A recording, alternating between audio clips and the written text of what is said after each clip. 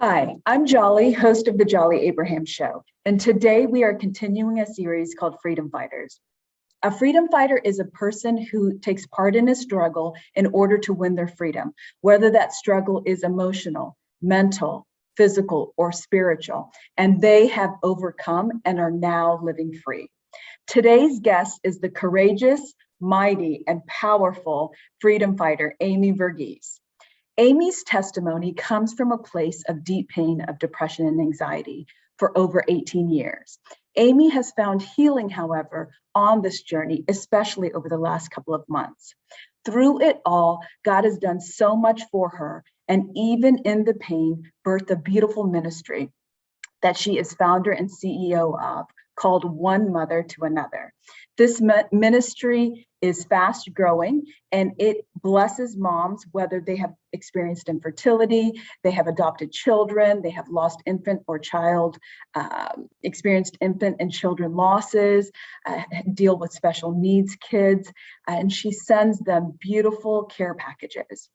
And Amy currently lives in Oklahoma with her loving husband of 12 years and her two sons, Shane and Andrew. Welcome to the show, Amy.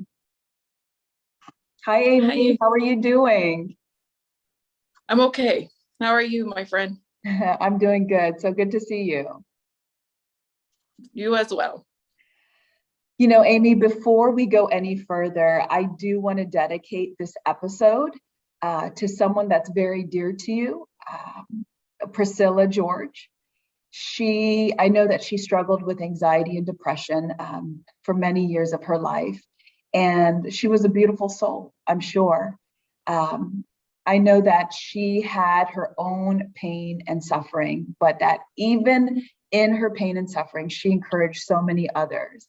And that, you know, I know you had mentioned to me that she had fought the fight with anxiety and depression until she couldn't fight anymore.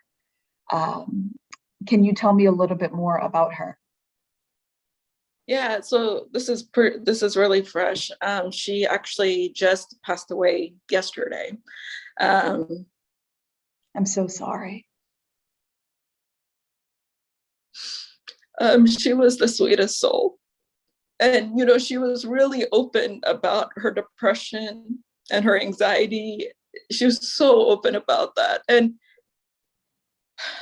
so real. And I mean, she was willing to encourage anybody, even though she was in so much pain. And she fought and held on for so many years. It's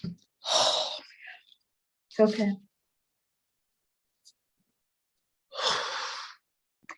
And you know what? I'm sure that she lived a great life here on earth. I know it's tough. But you doing this, I don't think it's a coincidence, Amy, that we are having this interview, you know, just days, not even days after she passed. Yeah. And I know go ahead. Oh, I mean, I know we scheduled this interview like literally last week, and the fact passed away yesterday. I want to honor her in any way I can. Part of me is still just like, is this really like true? Is she really gone? Like, is she really here? And to think like her last moments on this earth was so much pain. I think that's what's really like just, oh, it's so much pain. She, like I said, she was the sweetest person.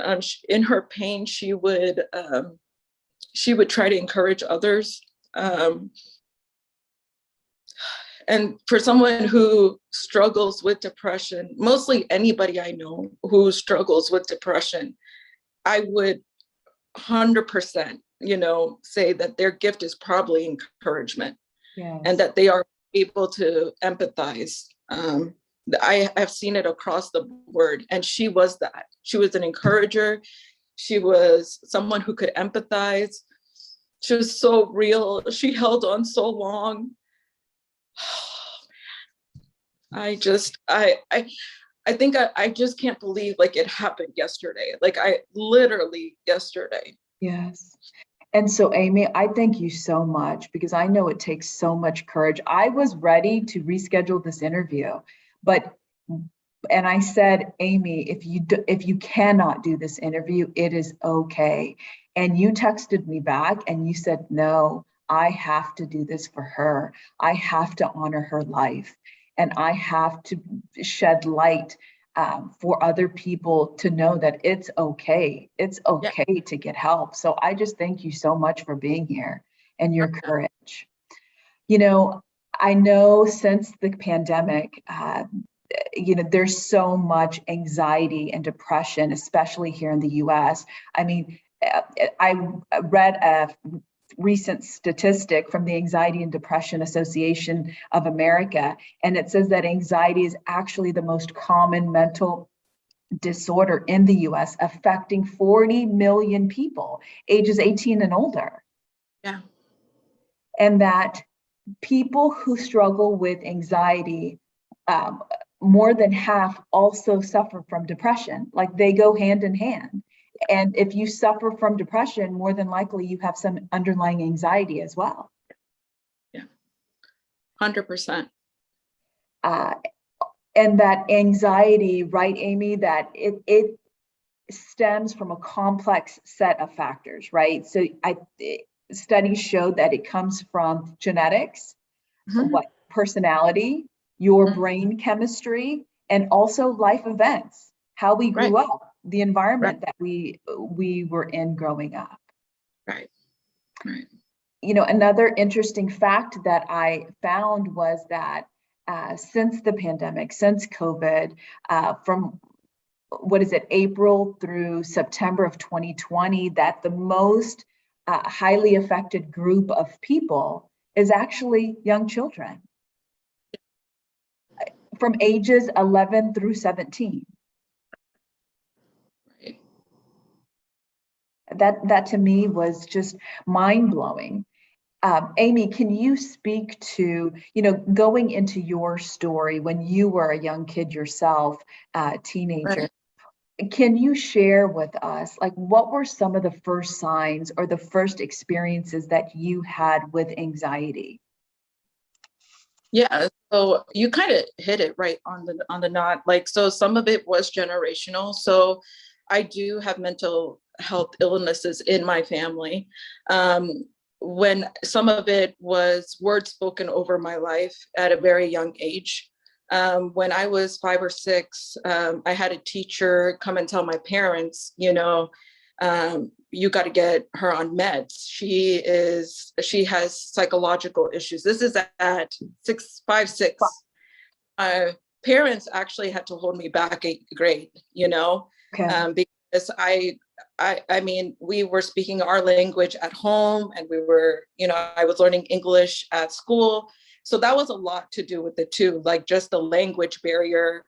But like the teachers thought that, no, she has like something more, So that, sorry. Sorry. Do you know what they saw that made them say that to your parents? No, actually, I didn't even know, Charles, the story until like when my own son was going through the same thing, and we were walking through with him in kindergarten, same age, and my dad was like, the same thing happened to you. Wow. And I think that's where I was just shocked. And the fact that my parents stood up for me then, just coming from a different country, not even knowing how to do it, like they stood up for me, and I'm always going to be grateful for that. They had no clue, Then in 4th grade, what happened was I was in a classroom and I didn't know an answer over a question. And this teacher was like, "You are so stupid. You are so stupid," straight up. And I remember that word, and so I had very low self-esteem, like starting, 4th grade on. And, we grew up in an Indian culture where grades are like huge. Right. And every time I took a test, no matter how much I studied for it, the highest grade I could possibly get was a C. And I would have panic attacks when taking a test. Now I know that. Back then I didn't know that. I thought I was just stupid. And can you so, describe the panic attacks? Like, what were you feeling when you took a test that you yeah, couldn't put a name to it? so like my heart would race, my mind would just go completely blank. It would be like I've never seen that question, or like I never knew. I like almost like I never studied for the test. Wow. It was when I was studying psychology in college where I went for help because once again I was struggling to pass tests. And this teacher pulled me aside and was like, you know what? I don't think you're stupid. I think you have panic attacks. She put me in a room where there was no clock, there was no people. I got in 93 for the first time in my life. Wow, look at that. Yeah. Just because a teacher was able to call it out and was like, no, like you take your time with this test. But this is like 22 years old. Up to that point, I mean, I had barely been making it with my grades. Sure. The FCAT, like that was something in Florida that a lot of us had to take. It's a standardized test. I had failed that 6 times, Charles, 6 times. Yeah. So 6 times because you had this mental health issue that nobody picked up on. It's kind of going under the radar. Is that right?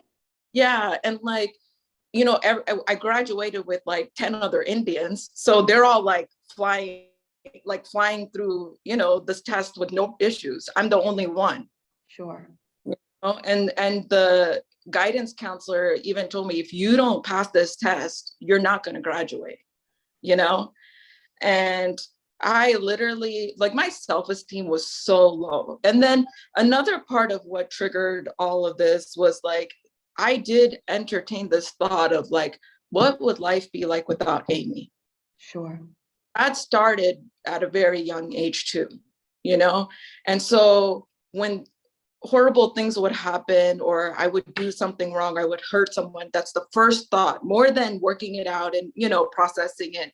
The first thought was, what would life be like without Amy? And I would just, yeah. Do you know, like, around what age you started feeling that? Yeah, I mean, it was definitely in that middle school years, probably around that 12, 13 age, I started feeling it.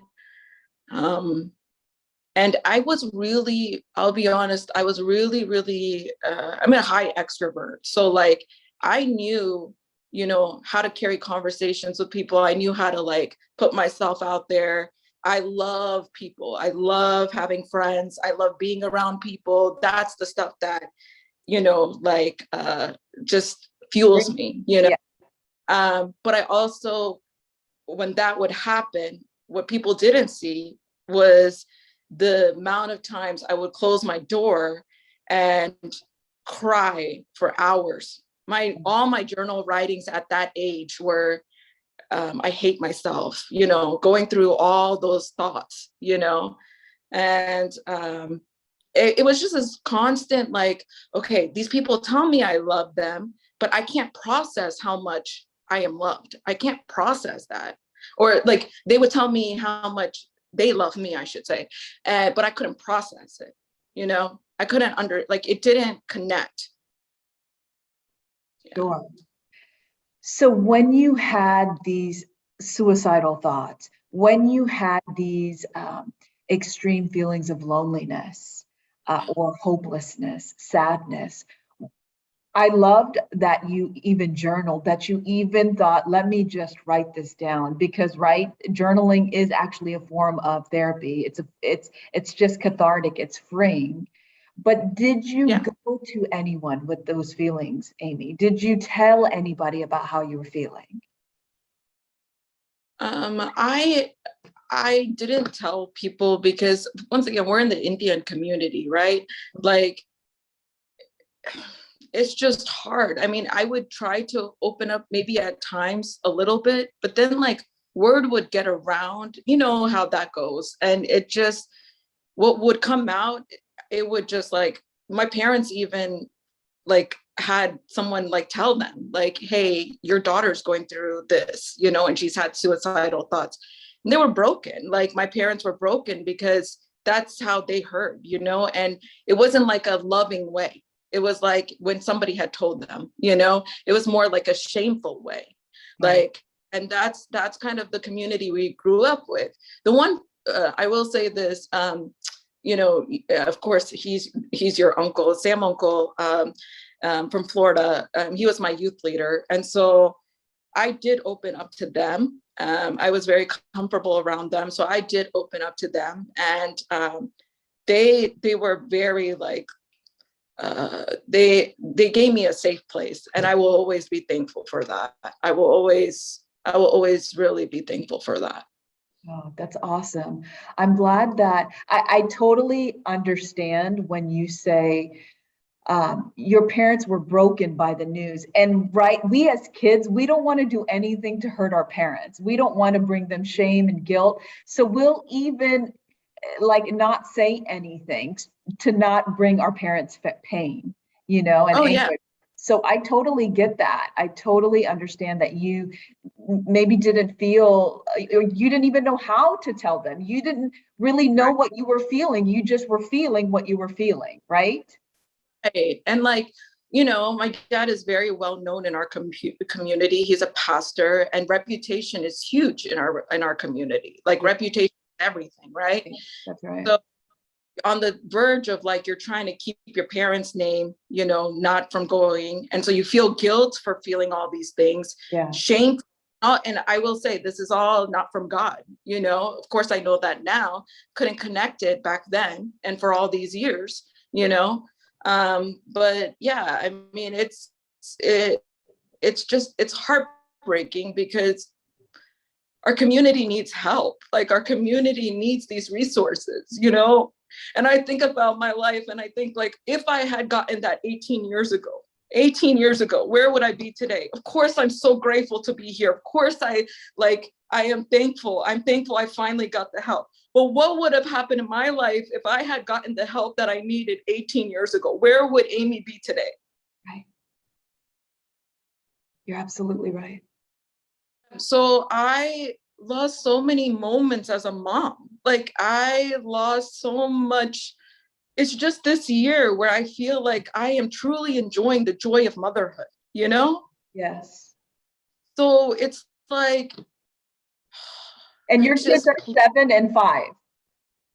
Yes. And I plead, get the resources, bring out the counseling, bring out that it's okay to not be okay. Let people have a safe place. I plead.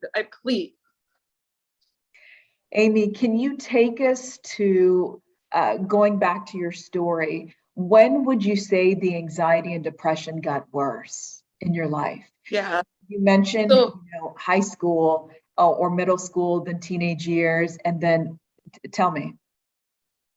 Yeah. So I was very good about hiding things. Like I could, I could go and hang out with people and do all that and then come home. And I thought that's how I was going to live the rest of my life. I thought that, I got this, 2013, I had a miscarriage, very unexpectedly. And it hit me so hard. It hit me completely hard. And I got pregnant maybe a couple months later, and I told myself, I will protect myself. I'm going to not let myself get there. So I was more prepared to lose the baby than actually have the baby. I was like, I'm not going to get hurt this time. I'm going to protect myself.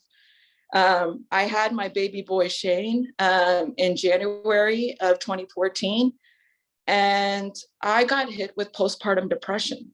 Wow. And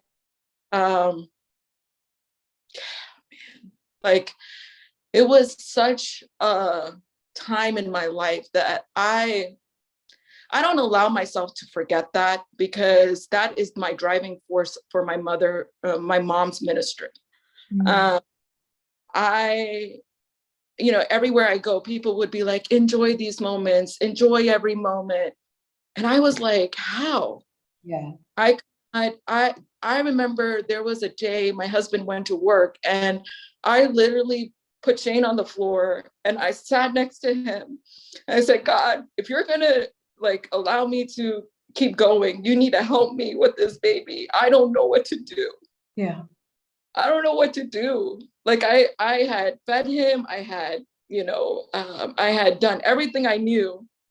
And the thing is, I took 3 classes at 3 birthing classes. Nobody mentioned it. I literally, had the baby at the hospital. Nobody mentioned it. This is 8 years ago we're talking about. Wow. And, or 7 years ago we're talking about. And no, like I had so many friends who had, babies, no one mentioned that. And I literally went to the doctor and I said, hey, something's not right. Like, I don't know. Like, I don't know what's going on. I'm not able to bond. I find myself crying all the time. It's been past the baby blues stage. Like, I need help. And he was like, I don't think so. Like, your baby was born in January. It's super cold in Oklahoma. You just need some sunlight. And then here I go again thinking like, I am like, what, like, I am just like hope, like, I feel every part of that hopelessness. Like, I don't know, like, I don't get it. Like, I tried and I'm coming back with, no, you don't need that. So what am I feeling? You know? So this gone on, like, so I got depression, like the depression went, and this got to a point where I could no longer hide it. Like the thing is, because I was an extrovert, I needed those friends. I needed to go to these mom groups. I needed all that. So I would show up, of course, like my kids would cry and all that. And then I would just be like, I have no idea. Like, I have no idea how to be a mom. Yeah. I have no idea how to do this. And then like people's comments, like, especially in the Indian community, we're not very talkative about postpartum depression. We don't talk about these things. We're supposed to be like, oh, everyone has a baby. Why can't you handle it? I had someone say that to me. Wow. One has a baby. Like, everyone goes through these things. They're able to handle it. Why can't you? What do you have to be depressed about? You have a nice husband. Someone actually told me that. The most hurtful thing someone said was like, she has postpartum psychosis, and that's the worst thing. I would never hurt my baby. I would hurt myself before I hurt my baby. I was in survival mode and I was trying to like just survive. The mere like of getting up, my brain was so like tired. And I remember just looking around, and you got to think, like, I'm thinking failure everywhere, dishes through the roof. My laundry is, I like so much. Like, I had overdated food in the refrigerator, like, and it's like failure, failure, failure, failure. Like, everywhere I look, I go to work, I can't like give 100% there, failure. Like, it's just like failure in every standpoint. And the words that people say, because I'm a words of affirmation, I think it hits me a little bit, maybe more. Why can't, like, repeating in my head, why can't you do this? Everyone has a baby. What do you have to be depressed about? You have a sweet husband. These thoughts that would never go away. Then I started thinking, like, in 2019, I got, the boys and Stan went for a soccer game, and I had a hard day with the kids. I had a hard day at work, and I was starting to write, and I said, I think these boys would be better off without me. And I had tears just pouring onto this journal writing. And I remember just saying, if I were to be honest, I am really just holding on for my husband. Like, this world would be better without Amy. This world, this family, my boys would be better out without me. Like, like, Stan can get married again. He'll find somebody else who could do this better than me, Yeah. And I just, yeah, that was like one of the hardest days. It was February 6th of 2019. And it's so crazy because, how many people have told me, Amy, I love you. Amy, you're loved. Amy, I'm always here for you. I could not connect that. My brain was not able to connect that. My brain was not able to connect that hey, my babies love me. I saw in my head, I saw a life without Amy, a life that was better without Amy. Yeah. Because maybe Amy brings pain, Amy brings confusion, Amy brings heartache, right? Yeah. I get so angry because I know that is just the enemy at work in our minds. Yeah. And that depression became anger. So like, you know, like that also fell in too. You know, I had anger issues, like when it was dealing with my babies, you know? So then I even thought I was a worse, you know, because I didn't know how to handle like when they would throw like tantrums and all of that. I had no clue. I had no idea. And God is so sweet in how he provided what I needed. I couldn't even afford counseling, okay? Yeah. I had a friend who was a counselor. They saw how hard I was hurting. And they're not actually even in my lives right now. Like they've like we just lost touch over the last couple of years. But at that time, God brought the right person at the right time. Wow. They gave me 6 counseling sessions for free. Wow. That's God, dude. Yeah. At what point, Amy, was enough enough? You had gone through the postpartum depression. You see failure written everywhere in your lives. You are now imagining your life and writing that your life, the world would be better without Amy. What was your breaking point? When was it enough for you Yeah. to get control of this anxiety and depression? Yeah, so it was actually this year. I had a really serious episode in March. You know, up to that point, I was like, I am holding on for my husband. I'm holding on. I'm holding on. I came to this thought like, God, I'm no longer holding for him. I'm done. Like, I am ready to see you. I have dealt with this for so long. I no longer want to live anymore. Nobody understands it. And I'm going through the hell of it. And my healthcare provider, Eunice, who's also one of my best friends, I had told her, I was like, Eunice, I'm done. We were sitting at church and she just started crying, you know? And that day, it's so crazy, Jules. Like the pastor was like, if you had a suicidal thought today, God is telling you to hold on. Like, what? And so Eunice is my healthcare provider as well. So her and Stan got on a meeting, and she's like, it's time. Like, it's time we get her on meds. It's time that we like move forward with this. Like, it's time.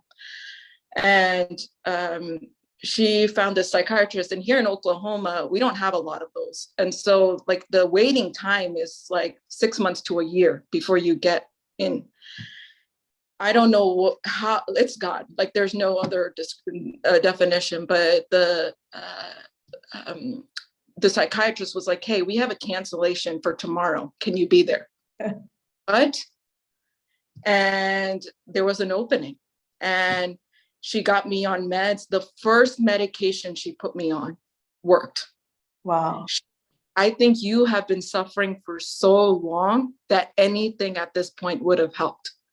And, you know, I kept asking her, I was like, you know, you got to understand my culture. This is not the norm.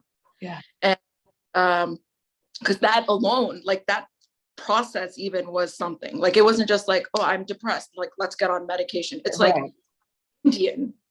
Indian, I'm brown, I'm a Christian, and I've prayed for this. I've prayed for God's healing. And, you know, pray, pray, pray, you know, is what we hear when we need healing. Right. And Eunice said something that was so powerful. She was like, Amy, God heals in different ways. Look at the Bible. God heals in different ways. Yeah. I had never looked at it like that. And I said, you know what, you're right. And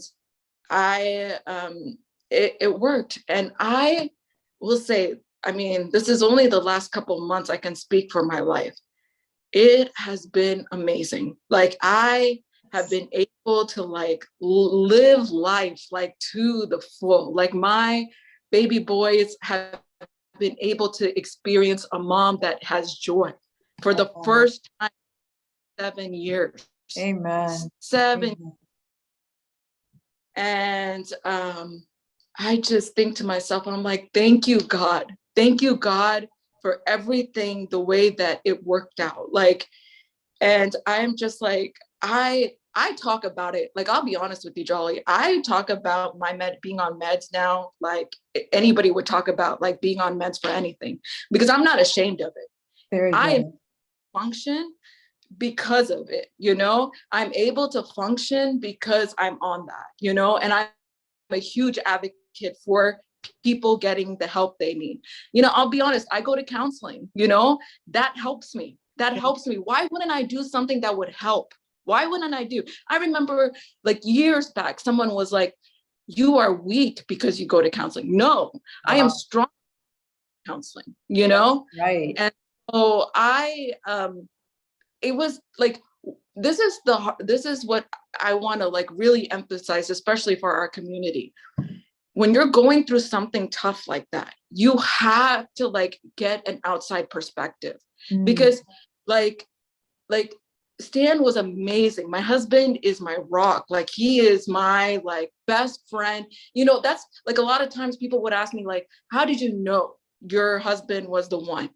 Because he loved me in my depression. He's only known me in that. He has only known me in that. And so we like have to get an outside perspective. Like, we have to get somebody else's perspective.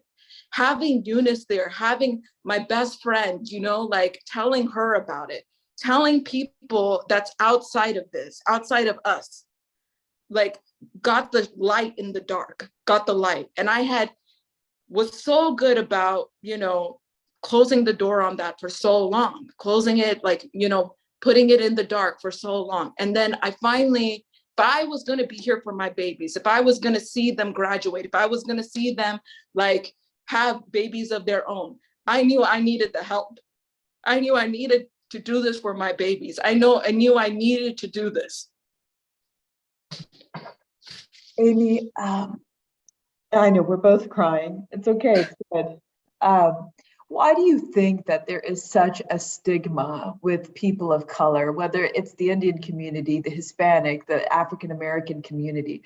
Why is there such a stigma around being on meds, getting therapy for mental health issues? I think a lot of it is generational. I think this is something we have just like adapted to over the years. Like, it is come before even just our parents, grandparents, great grandparents, and so I think a lot of it has to do with that. And I wish I knew the answer, like a very direct answer to that, but I think we just honestly care too much about what people think. Yeah. That's really what it's down to. We care so much about what so-and-so, how it brings shame, how it does this. We don't realize like we're taking away, we're not helping our loved ones.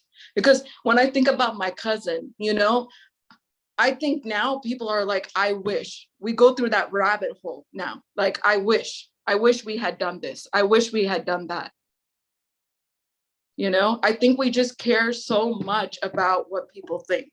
And my cousin, her parents, tried to help, and they are people of color, but, and I don't know this 100%, but I don't know that they had the support that they truly needed. They were walking a lot of that alone.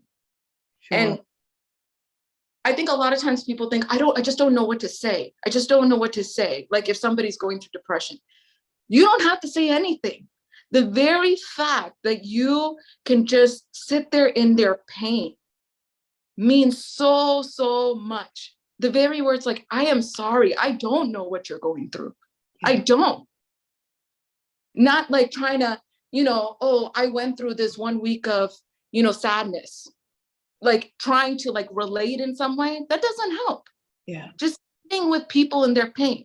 One of the things that was a hard thing that people did, and I want to emphasize this as well, toxic positivity.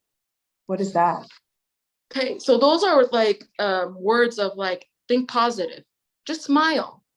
Others have it way worse than you do. Be grateful. You at least have this. Be happy.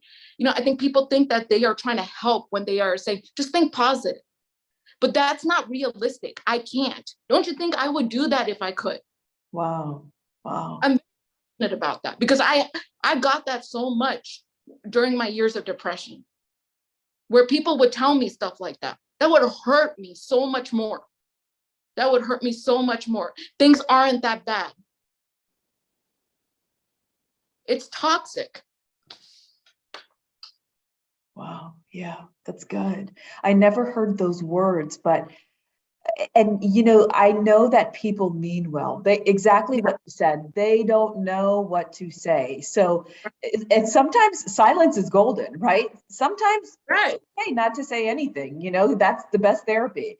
But I can understand where people feel like they have to say something. So just, they want people to look on the bright side, but we have to understand the beast of anxiety, depression, mental health, right? You can't talk to people, you can't come at people like that. It's just, we have to just come from a place of empathy, a place of, what, I'm so sorry, and it's okay just to say that. It's okay. There are different ways, like show up to that mom with a place like flowers. Show up with a meal. Show up with something tangible, that she doesn't have to worry about a meal for her family that evening. You know what that would have been huge. That would have been huge. I think where sometimes we can be so wrapped up in our own worlds, right? Our own selves, our own jobs, our own marriages and children, that it's so hard for us to look outside and to see the next door neighbor and to see the person down the street, and that's why I think your ministry is so beautiful, one mother to another, and we'll get to that a little bit later.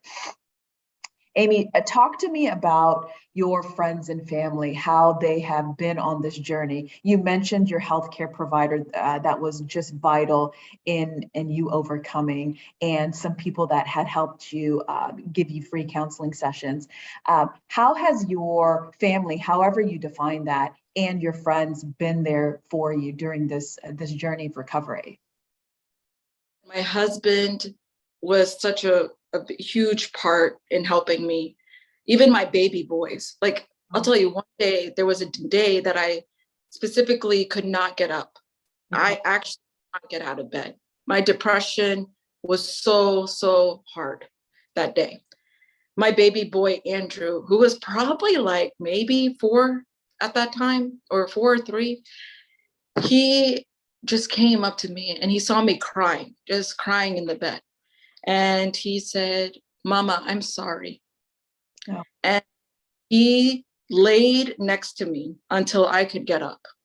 He laid next to me until I could get up. My baby boys, something that they would always do, like through my years of, of depression, especially as a mom, anytime they would be outside, they would go and grab flowers. I mean, half the time it was like a weed, but they didn't know, that was a flower. And they would just grab it and they would be like, "I brought flowers for you, Mama." So God is so good in that, even though, I mean, there were times that, like, you had a question in there where you said, in the in the list of questions you gave me, you had said, what is the ultimate height, level for Amy? Like, what would that look like for your mental health? Part of that is forgiving those that did not know how to be there for me. Wow. Forgiving those that did not know how to be there for me. That would be huge. Another one would be forgiving myself for the mom I couldn't be to my boys for 7 years. Wow, that's good. That would be the ultimate high. That would be the ultimate high. So I think, like, friends and family, I think, are huge in how they speak into this kind of stuff. If you see red flags, if you see like, hey, you know, I don't know how to be there for you. Even saying that, you know, my one sister, she did something, you know, a while back, which I really appreciated, because I had told her, I was like, hey, these are websites. If you don't understand depression, like, show that you care to even understand it. You know, go to these sites, go to these, there's so many. I mean, everyone's talking about mental health. Go on, try to understand it. You know how much that means to me, that you're even trying to understand it? Like, you're even trying to like understand. I mean, I like, that means so much to me. That's good. That's so good. Amy, can you talk about some of the things that you had to put in place? You know, you started medications, you started therapy, and you are feeling good. You are finally at a place where you can actually process what is happening to you, process emotions, process what people are saying to you. Take us through some of the other things that you had to put in place to actually protect yourself so that you could heal, so that you could function. Mhm. So I try to do like a social media fast every, you know, couple of months. That's something I do. Social media affects people in very different ways. I'm not saying social media is bad by any means, but for different people, it affects people in different ways. For me personally, social media affects me in a really, really hard way. And for me, I have to take there's a book that's actually called The 40-Day Fast from Social Media. And every couple of months, I'll kind of cut myself from Facebook, I'll get off Instagram. I will kind of see where I am getting to that point now. I'm able to kind of comprehend that. Like, when I see myself reaching for my phone, the first thing I do in the morning, and going on Facebook and seeing that impulse, you know, kind of rising up, I know it's time to take a break, you know? That's And good. what it did for me was, you know, social media. I mean, everyone talks about that self-comparison. It was really crazy, because the things that I would struggle with, like as a mom, like potty training, you know, pooping in the potty, these things, I would go on social media, and no joke, Jolly, like someone would literally post, my 18-month-old is potty trained. Like, these are the things, like, I'm just like, what? Like, and it would just make me more upset. I could feel my anger. I could feel my depression going. So I I love it for certain reasons. I don't like it for other reasons. And that's kind of how I deal with that. Boundaries, you know, I have, you know, we all have those people in our lives that are like family, friends, whatever you want to say, like they mean well, but we don't know, like it might not be the most helpful for us to like try. And so yeah, I have boundaries with people. You know, I may call somebody maybe just once a week. You know, I may do stuff like that if they are somebody who's in my life and that I'm not going to leave. You know, um, I just have very different avenues. I have friends now that if they I tell them, hey, if I'm doing this, like if I'm shutting down, if I'm not talking to you about stuff, if I'm not processing, that's not good for me. I'm not an introvert. I don't process things by myself. I have to talk it out. Yeah. And so my friends know that if I don't call them in a day or two, they know. I have two friends that I literally, they know if I don't call them within a couple of days, they know, like, where's Amy? What's going on? You know? So I have that in place. I'm not scared to say when I'm down. You know, I've had a lot of moments, even being after on medicine, that, you know, could trigger me going right back down. Like what happened yesterday, what literally happened yesterday. Yeah. And I have to put things in progress because I want to be here. I want to be here. And so I'm going to do everything I can in my life to be here. And I'm going to do everything I need to do to be here for my babies and my husband. And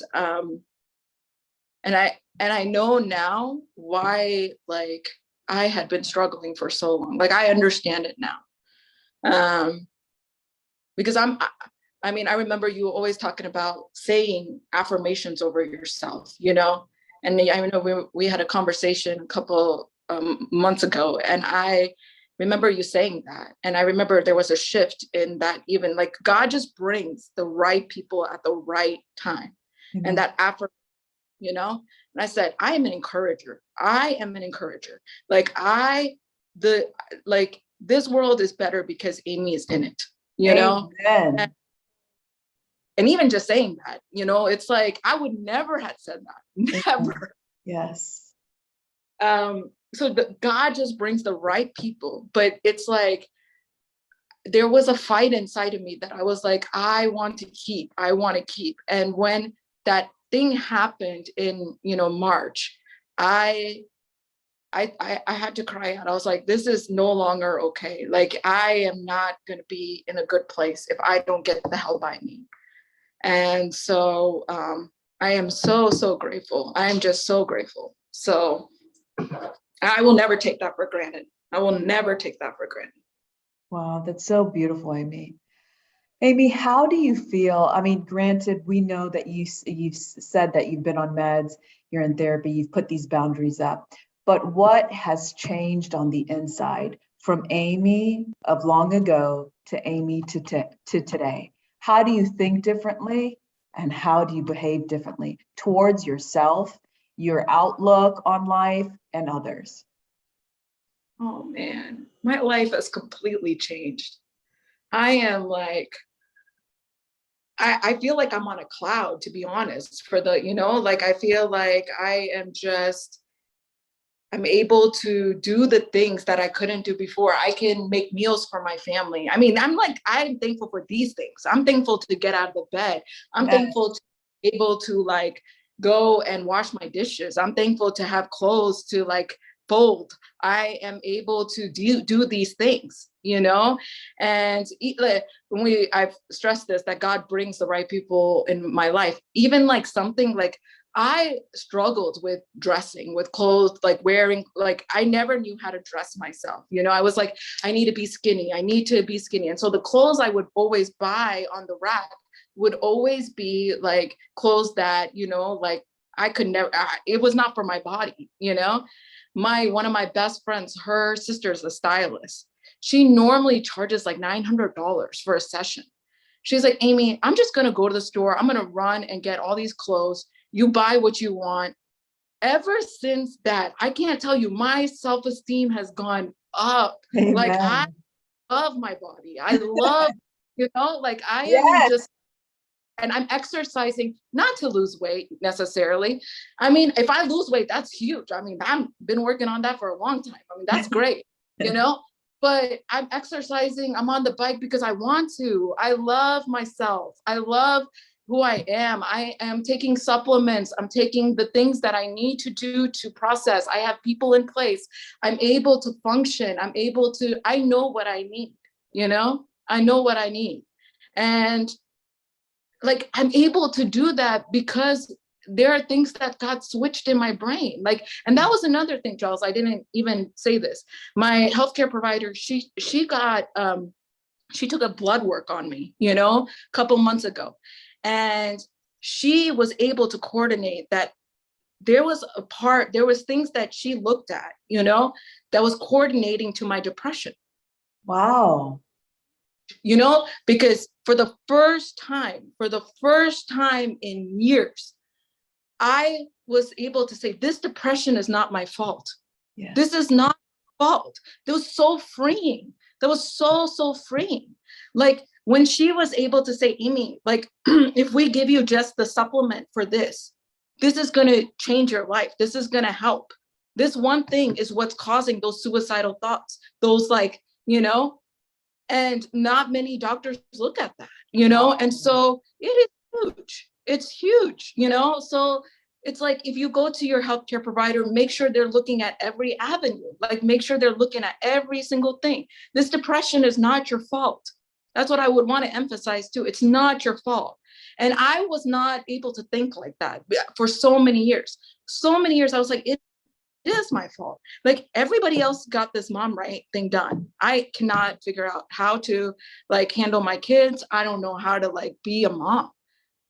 And so that's where my ministry birthed out. That's where all of that kind of birthed out, you know? So yeah, I'm doing good. I praise God. I praise God so much because, you know, he healed me in a different way. And I will say, I will always believe in complete healing. Maybe that day where I'm maybe not on meds and maybe Yes. like where I am fully working, fully like living in a healing that is like where I don't need any of that stuff. I'm doing good. You know, but for the time being, I'm gonna be okay. I'm gonna use what I have, what's been brought to me. I'm gonna use it. You know, I'm gonna use it. I love it. It's so true. I love that when you were talking about your medical provider, I think it's so key for those who are listening and you decide, hey, I need help. You need to find someone who cares, not just someone who's like, okay, what meds can we put you on, but someone who truly cares for you to get better. Yeah. Who will really listen to your story, really get a good history from you, and do the necessary blood work. So, wow. Amy, what would you say to that woman or that man who is just struggling, who has been where you have walked, who's just so sick and tired of trying, who can't get out of bed, and who's just really struggled with living? What words of hope or encouragement can you give them? Yeah. First of all, I would just want to look at them directly and and say, if nobody has ever told you this, I would say, man, I'm so proud of you. I am so proud of you. Let it be like God's audible voice to you. I am so, so proud of you for showing up every day, for showing up every day. I would also say that, I think I said it earlier in the video, your gift is probably encouragement. I'm pretty sure of that. This world needs you. They need your testimony.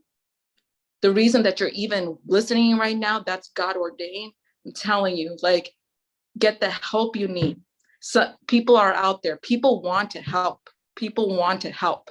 Get out there. I had to go through two different healthcare providers, 2 or 3, before I found the one.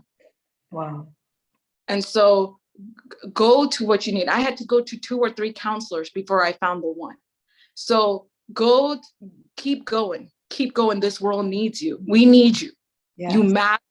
You are loved. You are seen. You are chosen. And, like that, like God, you are so valued. You are so, your life has value. That's what I would say. Thank you so much. That's so beautiful. And speaking to what you just said, I know that you recently started a ministry, One Mother to Another. Can you just speak a little bit more as to what it stands for? Where did it come from? Who do you speak to? And also how we can give to your ministry. Yeah, so this is like, it's amazing what God does. So a couple of years ago, I noticed that like I wasn't getting the help, of course, that I was needing at that point. But I will say the one thing that did help me, for some reason, when I would give flowers to a mom or give and go bless another mom, something would overcome me. Like I would feel joy for a little bit. I would feel that joy. And that's probably what made me keep going, because this has got to be on the other side of all this, right? Yeah. So I was like, wow, even though it maybe have lasted a day, may have lasted, something would happen when I would bless these moms. And so every week, no joke, I would go and give flowers to a mom. These would be random. Like, so there was a time I was in Aldi, a grocery store here, and this mom had 4 babies she was trying to control. 2 of them were crying. And I was like, okay, I feel this urge. I feel this needing. I feel like I got to do something to bless her. Somehow, God ordained, she was right behind me at the register. And I bought the flowers and I said, hey, these are for you. You are loved, you are seen, you are doing an amazing job. Tears just started flowing. Wow. There's been where I have gone to a park and God would give me, because I'm such a visionary, so God would give me a picture. And he showed me like a picture of a mom on a gray bench. And I was like, okay, who is that? You know, literally I would go to a park and there would be this mom with the same hair that I saw on the bench. Wow. And go and I would give it to her. I was like, I know this sounds crazy. You know, there's no strings attached. I just want to say, I hope you have a great day. I hope this blesses you in some way. I would make meals for moms. Anytime someone would have a baby shower or like, they would have, like, everyone thinks of the baby. Everyone's like, oh, we want to bless the baby. We want to bless the baby. I actually bring a gift for the mom. I don't just bring a baby. I'm like, let me go and bless this mom with something, you know, like I love it. She's the one carrying that baby, you know? And so I would go and do that. I would bring a meal for the mom, like, 4 weeks after. So it started out this way. And it wasn't a ministry. It wasn't like an official ministry or anything like that. I had some friends who were just like, Amy, the world needs this. You need to make like this known, you know, you need to like do and make this official. I was like, I don't even know the steps to do that. I have no idea, man. And so God gave me this name, one mother to another, one mother to another. And, you know, like, no, we don't have the same struggles. I don't know what it's like to have a baby in the NICU. I don't, but I'm with you, you know, and I don't know what it's like to have a baby with, you know, special needs, but I'm with you. I don't know what it's like, you know, to be a single mom, but I'm with you. And so what every month we would do is we would go and try to find ways to bless moms. We would find, you know, God would give it in our, gives an idea in our mind. Like, would it be a mom that has cancer? Would it be like moms who, you know, are going through that?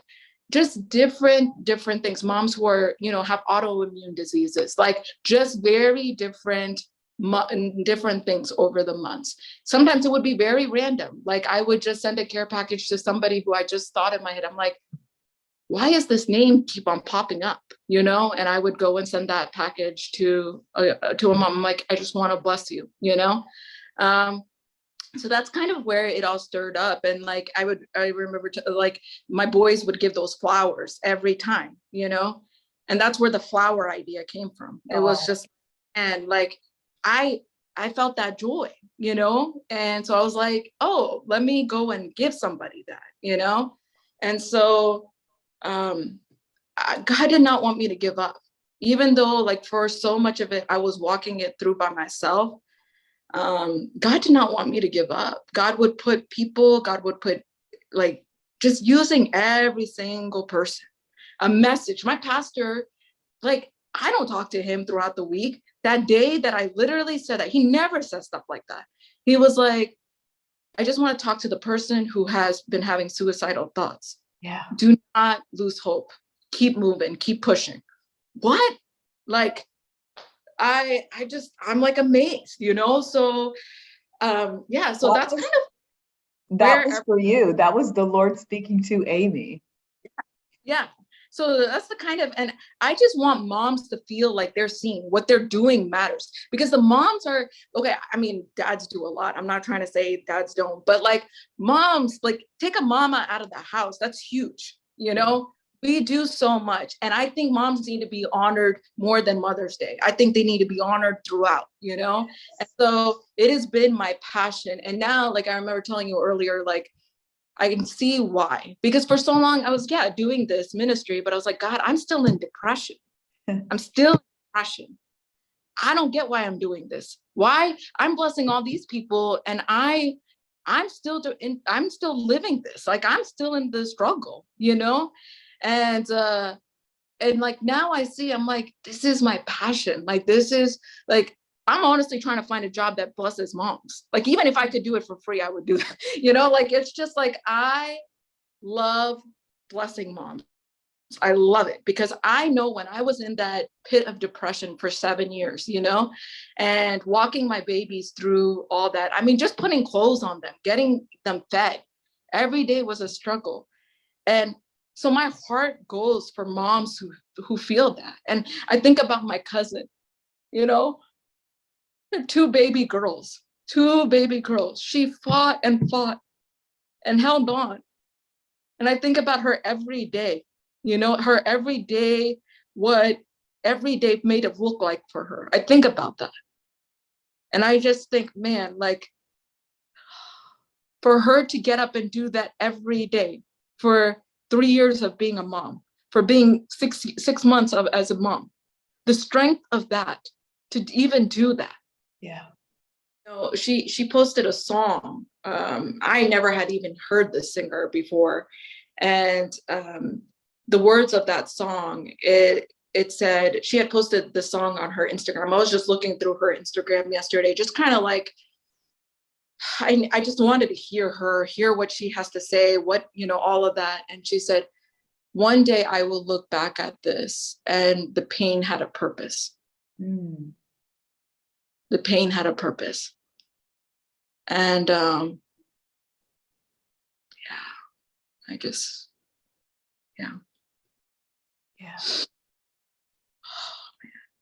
yeah. That's why we are here. That's why you are here, Amy, is to fight, is to continue to shed light for those who are still battling, who are still struggling. So I just want to honor you so much. And I just want to thank you so much for just having the boldness, especially coming from our Indian community, to stand up and say exactly what you've been saying. You are okay. You are valuable. You are loved. And I see you, I hear you, and you are worthy. So I'm thank you. Thank you for sharing your story, Amy.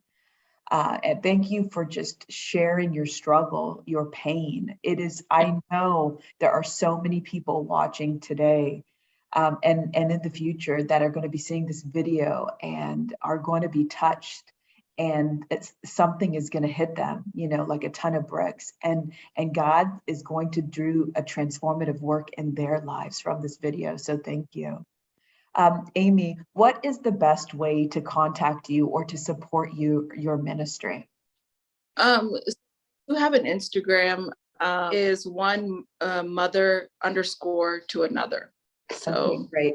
And we will have that down in the show notes below for any of our viewers who want to give, and also to just reach out to Amy. I know she'd love that. One last thing, Amy, I would love for you to fill in this blank. I'm most proud of myself for. I guess I got to ask the question, is that before meds or after? Is it before the help or after? Because I feel like before, and walking through the pit of it, I would say I'm most proud of myself for showing up. I actually put it on a note card, and had it on my mirror for so long. I am proud of myself for fighting depression every day. After getting the help, I'm proud of myself. I am very proud of myself for getting the help I needed.